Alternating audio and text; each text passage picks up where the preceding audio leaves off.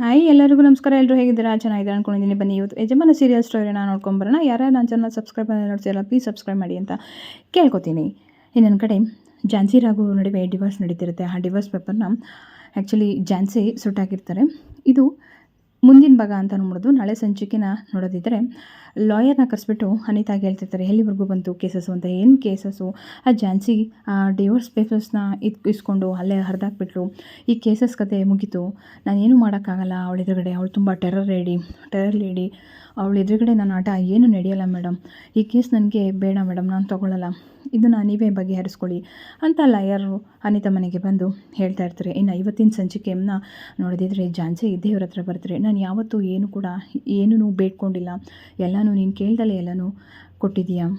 ಆದರೆ ನಾನಿವತ್ತು ನಿನ್ನ ಹತ್ರ ಕೈ ಮುಗಿದು ಕೇಳ್ಕೊತೀನಿ, ದಯವಿಟ್ಟು ನನ್ನ ಸಂಸಾರನ ಉಳಿಸ್ಕೊಡು, ಅವ್ರ ಪ್ರೀತಿನ ಗಳಿಸು, ನನ್ನ ಮಾಂಗಲ್ಯನ ಉಳಿಸು, ನನ್ನ ಗಂಡನ ನನಗೋಸ್ಕರ ಉಳಿಸ್ಕೊಡು ಅಂತ ನಿನ್ನ ಹತ್ರ ಬೇಡ್ಕೊತಿದ್ದೀನಿ. ಆ ಲಾಯರ್ ಬಂದು ಡಿವೋರ್ಸ್ ಪೇಪರ್ಗೆ ಸೈನ್ ಹಾಕಿದರು.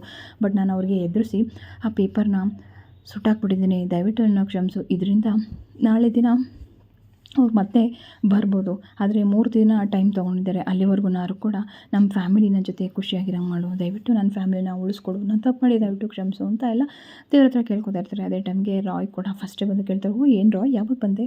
ನೀನು ದೇವ್ರ ಹತ್ರ ಬೇಡ್ಕೊತಿರ್ಬೇಕಾನೆ ಬಂದೆ ಮೇಡಮ್, ನೀನು ಅವ್ರ ಹತ್ರ ಕೇಳ್ಕೊತಿರ್ಬೇಕಾರೆ ರಾಘು ನಿಮಗೆ ಡೈವರ್ಸ್ ಕೊಟ್ಟಿದ್ದು ಕೂಡ ನೀವು ಇಷ್ಟು ಕಲ್ಲು ಮನ್ಸು ಮಾಡಿಕೊಂಡು ನಿಂತಿದ್ದೀರಲ್ಲ ಅಂತ ಹೇಳ್ತಾರೆ. ಹೌದು ರಾಯ್, ಕಡಿಮೆ ಅಂತ ಒಂದಿದ್ರೆ ಎಲ್ಲನೂ ಕೂಡ ಜಯಿಸ್ಬೋದು. ಏನು ಮಾಡೋಕ್ಕಾಗುತ್ತೆ? ರಾಗುತ್ತಾನೆ ಫ್ಯಾಮಿಲಿನೂ ನೋಡಬೇಕು, ನಾನು ನೋಡಬೇಕು. ಅವ್ರ ಮಾತಿಗೆ ಕಟ್ಬಿದ್ದು ಅವನು ಸೈನ್ ಮಾಡಬೇಕಾದಂತಹ ಪರಿಸ್ಥಿತಿ ಬಂತು. ಎಲ್ಲ ಸರಿಯಾಗುತ್ತೆ, ಏನಾಗಲ್ಲ, ನಾನು ಎಲ್ಲನೂ ಕೂಡ ನಿಭಾಯಿಸ್ತೀನಿ, ಎದುರಿಸಿ ನಿಲ್ತೀನಿ, ನೀನೇನು ಬೇಜಾರು ಮಾಡ್ಕೋಬೇಡ, ಈ ತಾತನಿಗೆ ಈ ವಿಷಯ ಏನೋ ಹೇಳ್ಬೇಡ ಅಂತ ಹೇಳ್ಬಿಟ್ಟು ಅಲ್ಲಿಂದ ಹೊಡೆದಾಳೆ ಝಾನ್ಸಿ. ನಂತರ ಮನೆಗೆ ಬಂದು ಎಲ್ಲರನ್ನೂ ಕೂಗ್ತಾರೆ. ಏನು ಕೂಗ್ತಿದ್ಯಾ ಅಂತ ಕೇಳ್ತಾರೆ. ಮುದ್ದಮ್ಮ, ನಾನು ನರಸಿಂಹಸ್ವಾಮಿ ದೇವಸ್ಥಾನಕ್ಕೆ ಹೋಗಿದ್ದೆ, ಹಾಗೆ ಅಶ್ವತ್ಥ ಪೂಜೆ ಮಾಡ್ಕೊಂಡ್ಬಂದೆ, ನಾನು ಪ್ರಸಾದದಿಂದ ತೊಗೊಳ್ಳಿ ಅಂತ ಕೇಳ್ತಾರೆ. ಹೌದಾ, ಏನಂತಮ್ಮ ಬೇಡ್ಕೊಂಡೆ ಅಂತ ಕೇಳ್ತಾರೆ ಅವ್ರ ದೊಡ್ಡಪ್ಪ. ಯಾವಾಗಲೂ ಈ ಮನೇಲಿ ಸ್ಥಿರವಾಗಿನಿಲ್ಲ ಮಾಡು, ನನ್ನ ಗಂಡನ ಪ್ರೀತಿನ ನಾನು ಗಳಿಸಂಗೆ ಮಾಡಲಿ ಅಂತ ಹೇಳ್ತಾರೆ. ಏನೋ ಈ ಥರ ಕೇಳ್ಕೊಂಬಂದ್ಯಾ ನೀನು? ಇನ್ನು ಕೇವಲ ಇರೋದು 3 ದಿವಸ ಅಷ್ಟೇ. ಅಯ್ಯೋ, ಇನ್ನು 3 ದಿವಸ ಆದರೂ ನನಗದು 100 ದಿವಸ ಇದ್ದಂಗೆ ದೊಡ್ಡಪ್ಪ. ಅಷ್ಟೇನಾದರೂ ನಾನು ಖುಷಿಯಾಗಿ ನೆಮ್ಮದಿಯಾಗಿ ಇರೋಣ ಅಂತ ಅಂದ್ಕೊಂಡಿದ್ದೀನಿ. ನಿಮ್ಮ ಪ್ರೀತಿ ಗಳಿಸಿದರೆ ಸಾಕು, ನಿಮ್ಮ ಪ್ರೀತಿ ಕೊಟ್ಟರೆ ಸಾಕು, ನಮ್ಮ ಪ್ರೀತಿ ತಾನೇ ನಿಂಗೆ ಸಿಗುತ್ತೆ ಬಿಡು ಅಂತ ಹೇಳ್ತಾರೆ. ಹೌದು, ನೀವು ನನ್ನ ಪ್ರೀತಿಯಿಂದ ನೋಡಿಕೊಂಡ್ರೆ ನನಗೆ ಅಷ್ಟೇ ಸಾಕು.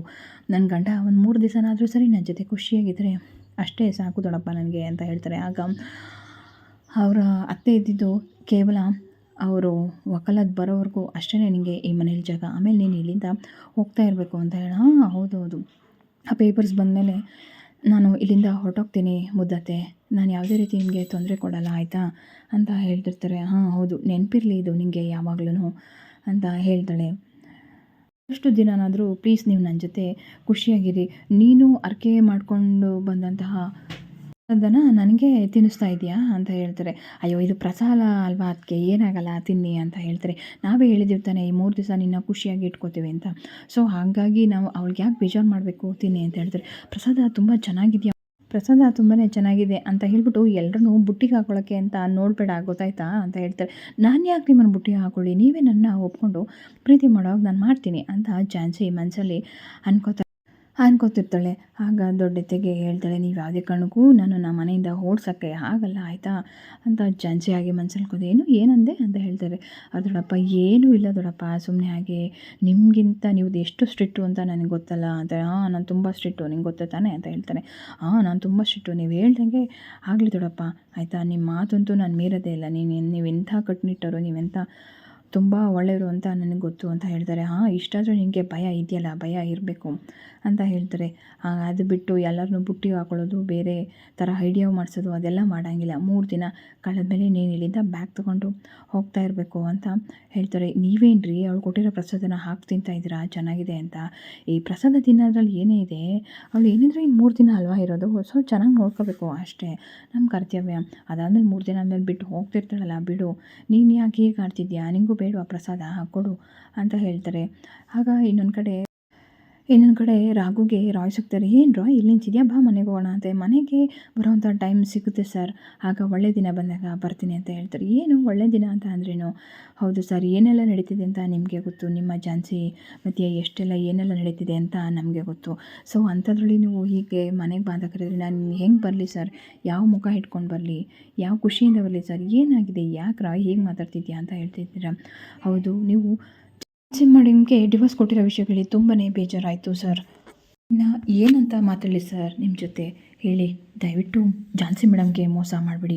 ಅವ್ರು ಹೇಗಿದ್ರು ಈಗೆಲ್ಲ ಎಷ್ಟು ಬದಲಾಗಿದೆ ಸರ್. ನಿಮಗೋಸ್ಕರ ನಿಮ್ಮ ಪ್ರೀತಿಗೋಸ್ಕರ ಎಷ್ಟು ಬದಲಾಗಿದ್ದಾರೆ ಅನ್ನೋದನ್ನು ನೀವೇ ನೋಡ್ತಿದ್ದೀರ. ಅಲ್ಲಿ ತಾತ ರಾಘು ನನ್ನ ಮೊಮ್ಮಗಳನ್ನ ತುಂಬ ಚೆನ್ನಾಗಿ ನೋಡ್ಕೊತಿದ್ದಾನೆ.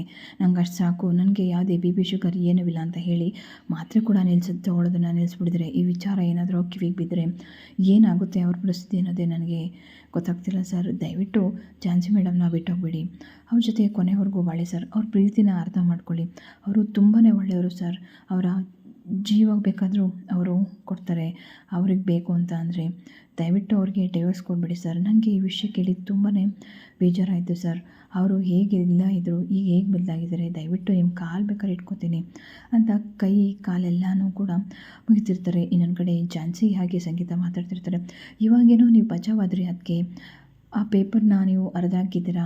ನಾಳೆ 3 ದಿನ ಬಿಟ್ಕೊಂಡು ಬಂದರೆ ಬರಲಿ ಬಿಡಿ, ಅಷ್ಟೊತ್ತಿಗೆ ನೋಡ್ಕೊಳ್ಳೋಣ ಸಂಗೀತ. ಅಷ್ಟರೊಳಗೆ ಮನೆಯವರೆಲ್ಲನೂ ನನ್ನ ಕಡೆ ಹೊಲಿಸ್ಕೊಂಡಿರ್ತೀನಿ.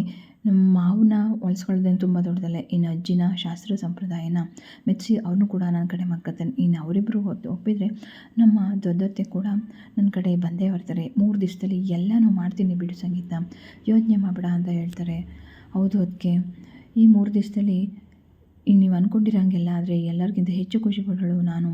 ನಿಮ್ಮ ಬುದ್ಧಿವಂತಿಕೆಯಿಂದ ಇದನ್ನು ಹೇಗೆ ಕಾಪಾಡ್ಕೊತಿರೋ ಗೊತ್ತಿಲ್ಲ, ಅದಕ್ಕೆ ಗೊತ್ತಾಗ್ತಿಲ್ಲ.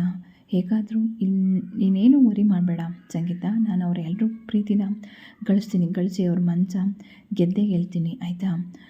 ನಾನು ಶಾಸ್ತ್ರ ಸಂಪ್ರದಾಯನ ಎಲ್ಲನೂ ಕೂಡ ಪಾಲಿಸಿ ನಾನು ಎಲ್ಲರ ಮನಸ್ಸನ್ನು ಗೆದ್ದು ನನ್ನ ಕಡೆ ಮಾಡ್ಕೋತೀನಿ. ನೀನೇ ಬೆಸ್ಟ್ ಸೊಸೆಯಿಂದ ಎಲ್ಲರೂ ಕೂಡ ಹೇಳಬೇಕು, ಹಾಗೆ ಮಾಡ್ತೀನಿ ಅಂತ ಹೇಳ್ತಾರೆ. ಅಷ್ಟಾದರೆ ಸಾಕು ಅಂತ ಹೇಳ್ತಾರೆ. ಈಗ ಫಸ್ಟು ನಂದು ದೊಡ್ಡಪ್ಪನ ಹತ್ರ ಹೋಗ್ತೀನಿ ಅಂತ ಹೇಳ್ಬಿಟ್ಟು ಅಲ್ಲಿಂದ ಹೋಗ್ತಾಳೆ. ಆಗ ಲಾಯರ್ಗೊಂದು ಕಾಲ್ ಬರುತ್ತೆ. ಪ್ರಣಮ್ ಕಾಲ್ ಮಾಡ್ತಾನೆ. ಸರ್, ನಾನು ಪ್ರಣಮ್ ಮಾತಾಡ್ತಿರೋದು. ಹಾಂ ಹೇಳಪ್ಪ, ಡಿವೋರ್ಸ್ ವಿಷಯ ಏನಾಯಿತು ಅಂತ ಕೇಳ್ತಾರೆ. ಯಾವ ಡಿವೋರ್ಸು? ಅದೇ ಝಾನ್ಸಿ ಮತ್ತು ರಾಘು. ಅಯ್ಯೋ, ಅದೊಂದು ದೊಡ್ಡ ಕತೆ. ಮಗರ ಸೈನ್ ಆಯ್ತಲ್ಲ, ಯಾಕೆ ನೀವು ಮೂವ್ ಮಾಡಿಲ್ವ ಕೇಸ್ನ ಅಂತ ಹೇಳ್ತಾರೆ. ಮೂವ್ ಮಾಡೋಕ್ಕೆ ಅಲ್ಲಿ ಪೇಪರ್ ಇದ್ದಿರ್ತಾನೆ. ಆ ಪೇಪರ್ನ ಝಾನ್ಸಿ ಸುಟ್ಟಾಕಿದ್ರು. ಆ ಲೇಡಿ ತುಂಬ ಟೆರರ್ ಇದ್ದಾರೆ. ನನ್ನ ಪ್ರಾಣ ಬದುಕಿಸ್ಕೋಬೇಕು ಅಂತ ಅಂದರೆ ನಾನು ಅದನ್ನು ಸುಟ್ಟಾಕಲೇಬೇಕಾಯಿತು. ಇಲ್ಲ ಅಂತಂದರೆ ನನಗೂ ಹೆಂಡತಿ ಮಕ್ಕಳಿದ್ದಾರಪ್ಪ ಅಂತ ಹೇಳ್ತಾರೆ. ನೀವೆಲ್ಲ ಇಷ್ಟಕ್ಕೆ ಹೆದರ್ಕೊಂಡು ನೀವು ಹೀಗೆ ಮಾಡಿದ್ದೀರಾ ಅಂತ ಹೇಳ್ತಾರೆ. ಅಯ್ಯೋ ಬೇಡಪ್ಪ, ನನಗೂ ಹೆಂಡತಿ ಮಕ್ಕಳಿದ್ದಾರೆ ಅಂತ ಅಂತಾರೆ. ನೀನು ಈ ಕೇಸ್ ವಿಷಯದಲ್ಲಿ ಮಾತಾಡಿದ್ರೆ ದಯವಿಟ್ಟು ನನಗೆ ಕಾಲೇ ಮಾಡಬೇಡ ಅಂತ ಹೇಳ್ತಾರೆ. ಇನ್ನೊಂದು ಕಡೆ ರಾಘು ನನಗೇನು ಮಾಡಬೇಕು ಅಂತ ಗೊತ್ತಾಯ್ತಲ್ಲ ತರುಣ, ನಾನೇ ಪೊಲೀಸ್ ಸ್ಟಾಪ್ ಇಟ್ಕೊಬಿಟ್ಟಿದ್ದೀನೋ ಏನೋ ಅಂತ ಗೊತ್ತಾಗ್ತಿಲ್ಲ. ಒಂದು ಕಡೆ ನೋಡಿದರೆ ರಾಯ್ ಸಿಕ್ಕಿದ್ರು. ರಾಯ್ ತುಂಬ ಒಳ್ಳೆಯನಲ್ಲ ಅಂತ ಹೇಳ್ತಿರ್ತಾರೆ. ಅವ್ರು ಯಾವಾಗಲೂ ನಗ್ತಿರ್ತಾರಲ್ಲ. ಅಯ್ಯೋ, ಇವತ್ತು ಸಿಕ್ಕಿ ತುಂಬ ಬೇಜಾರಲ್ಲಿ ಮಾತಾಡಿದ್ರು. ಎಲ್ಲ ವಿಷಯನೂ ಹೇಳಿದ್ರು. ನೀನು ಈಗ ಏನು ಮಾಡೋಕ್ಕೆ ಹೊಟ್ಟಿದ್ಯಾ ಅಂತ ಹೇಳಿ, ಏನು ಮಾಡಬೇಕು ಅಂತ ಗೊತ್ತಾಗ್ತಿಲ್ಲ ಅಂತ ಹೇಳ್ತಾರೆ. ನೀನು ನಿನ್ನ ಹೆಂಡ್ತಿನ ಒಪ್ಕೊ, ಝಾನ್ಸಿ ನನ್ನ ಹೆಂಡ್ತಿ, ನನಗೆ ಬೇಕು ಅಂತ ಎಲ್ಲರ ಜೊತೆ ಹೇಳು. ಹೆಂಗೆ ಹೇಳಿ ಮನೆಯವ್ರಿಗೆ? ಇನ್ನೊಂದು ಕಡೆ ನನ್ನ ತಂಗಿ ಬಾಳ ಹಾಳು ಮಾಡಿ ನಾನು ಹೇಗೆ ಖುಷಿಯಾಗಿರಲಿ? ಮತ್ತು ನೀನು ಯಾವುದಾದ್ರೂ ಒಂದು ಡಿಸಿಷನ್ಗೆ ಬರಲೇಬೇಕು ತರೋಣ, ಇಲ್ಲ ಅಂತಂದರೆ ಕಷ್ಟ ಆಗುತ್ತೆ ಅಂತ ಹೇಳ್ತಾರೆ. ಇದಿಷ್ಟು ಇವತ್ತಿನ ಕತೆ. ನಿಮ್ಮೆಲ್ರಿಗೂ ಇಷ್ಟ ಆದರೆ ಪ್ಲೀಸ್ ಲೈಕ್ ಮಾಡಿ, ಸಬ್ಸ್ಕ್ರೈಬ್ ಮಾಡಿ. Thank you.